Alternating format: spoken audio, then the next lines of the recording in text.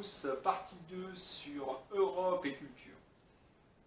Dans la vidéo précédente, je vous avais montré le lien qui existait entre l'histoire qui est enseignée aujourd'hui et le roman national. Comment l'Europe avait détruit notre roman national au profit de cette nouvelle histoire fondée sur des falsifications. Derrière moi, j'ai un livre de Philippe de Villiers qui raconte d'ailleurs tous les mensonges de la construction européenne. Je vais traiter maintenant le deuxième volet de cette série sur la culture. Ce deuxième volet va concerner la littérature et l'art en général, peinture et sculpture. Ce qui est intéressant, c'est de constater que du XVIIe siècle jusqu'au XIXe siècle, la France domine la scène internationale au niveau de la littérature et de la peinture et de la sculpture. Nos artistes sont reconnus, exposés dans tous les musées du monde et font l'objet d'une admiration, j'ai envie de dire, bien naturelle.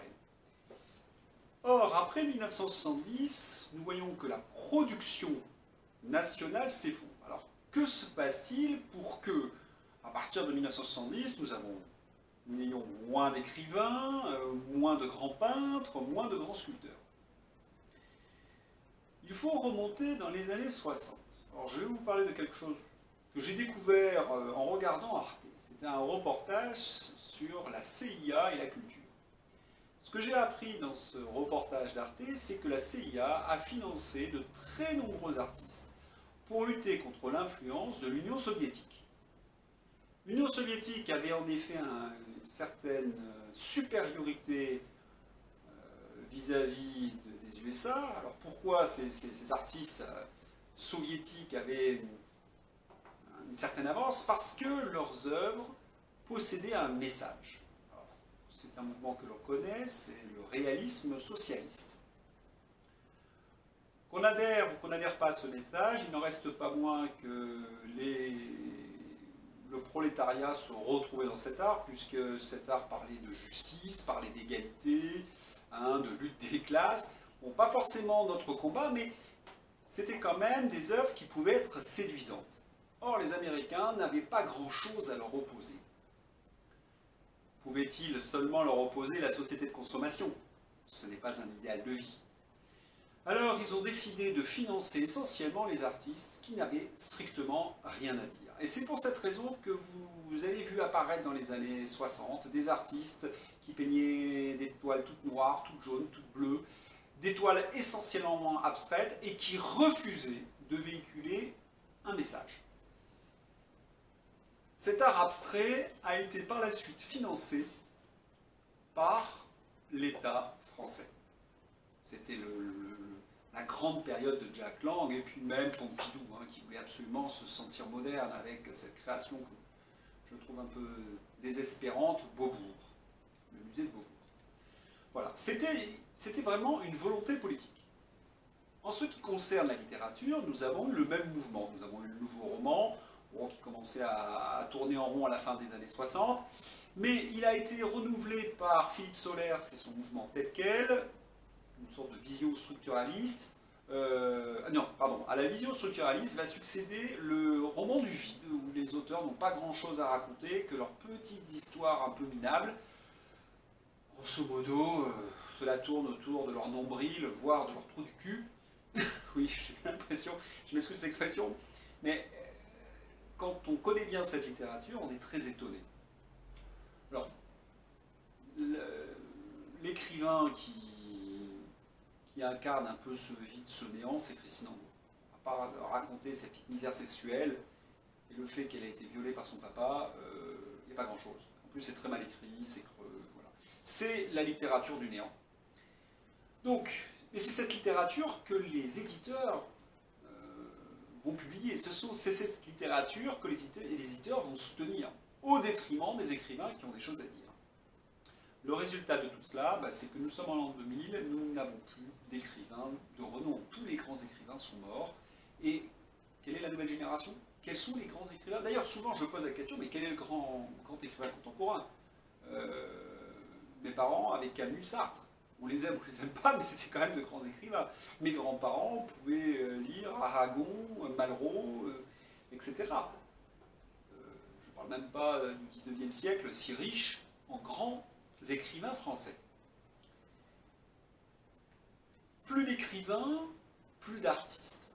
Mais à l'école, qu'est-ce qu'on fait? On continue malgré tout à étudier les écrivains contemporains. Et je dirais même mieux, on invite les professeurs à lire ces écrivains du vide. À Victor Hugo, à Zola, à Stendhal, Balzac, Racine, Corneille, on va préférer Pénac et Picouli ou Amélie Nothomb. Autrement dit, au génie, on va préférer les médiocres. Vous coupez l'élève de ses racines, vous coupez l'élève de sa grande culture, et vous lui donnez en fin de compte quelque chose d'extrêmement médiocre, que l'élève d'ailleurs ne va pas forcément apprécier. Je veux dire, vous préférez la gastronomie au fast-food. Enfin, si vous avez l'éducation. Voilà. La littérature s'écroule, et on demande aux enseignants d'utiliser ces auteurs médiocres dans leur classe. Alors je voudrais partir sur une anecdote personnelle comme toujours, quelque chose qui va illustrer ce que je suis en train de vous dire. En 2002, j'ai une collègue qui me dit nous allons travailler tous les professeurs de lettres sur une œuvre commune. Le livre est Cannibale de Didier Lénins. Je n'avais pas lu ce livre, je dis oui évidemment, puisque tout le monde travaille dessus, je ne me méfie pas. Je lis le livre et la consternation. Outre que le livre est très mal écrit, l'histoire qui est racontée vient véritablement caresser les thèmes socialistes du moment. Que raconte le livre? Le livre raconte comment des Kanaks vont être exposés à une exposition universelle avant-guerre pour être présentés comme des cannibales. Vous imaginez exactement quel est le message que l'on veut faire passer. La France colonialiste, la France raciste. Hein. Et on va évidemment travailler sur la repentance et la haine de soi. C'est-à-dire que le seul livre français qu'on est capable de leur présenter à ce moment-là, c'est un livre qui leur fait honte à nos élèves. J'ai été véritablement consterné, surtout que j'ai appris que ce livre avait été commandé pour Lionel Jospin pour qu'il puisse faire un grand raout sur la colonisation et sur le racisme en France. Et évidemment.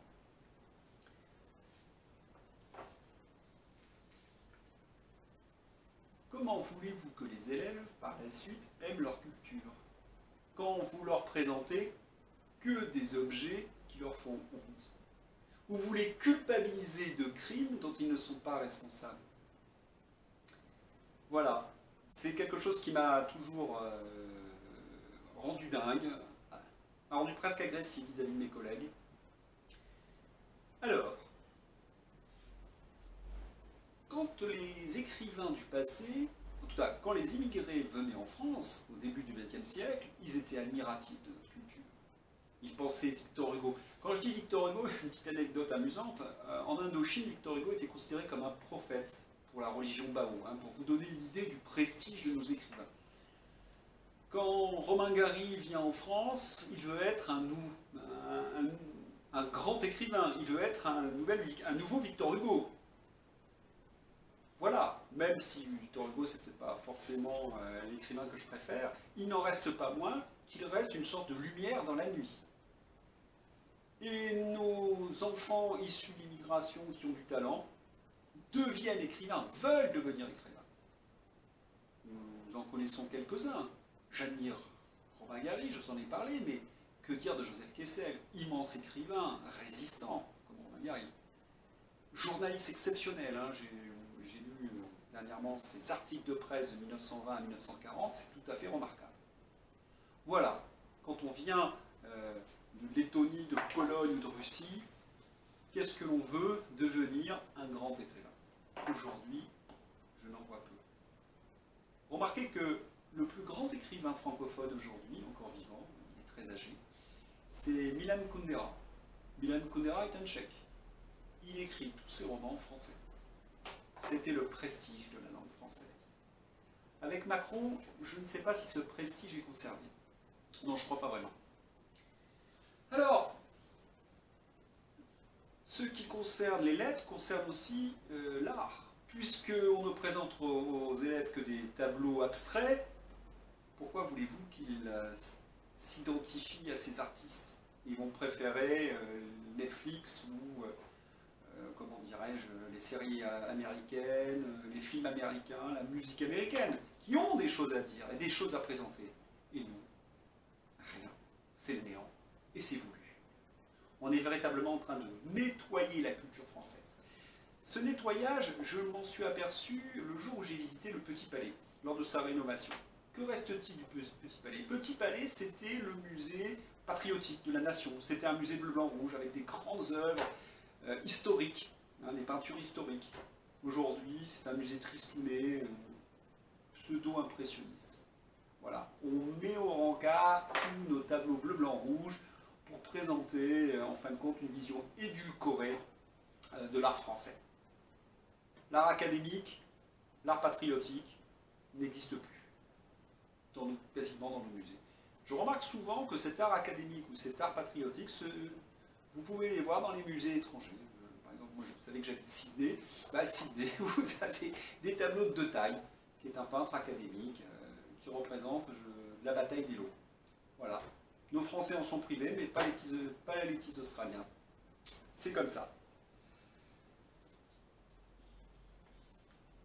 Il y a eu une épreuve au brevet des collèges qui s'intitulait l'histoire des arts. J'avais été très séduit parce que je me suis dit l'histoire des arts, enfin nos petits Français vont pouvoir connaître la peinture française. Mais pas du tout. C'était pour évidemment travailler sur cette peinture contemporaine abstraite. On leur présentait aussi des artistes contemporains comme Bastia pour travailler sur le street art, Frida Kahlo, la mexicaine, pour leur exposer le féminisme. Et un jour, mon fils est revenu avec un tableau de Paul Gauguin. Je me suis dit, tiens, sans moi, Paul Gauguin, ça peut être intéressant. Ah, pas du tout.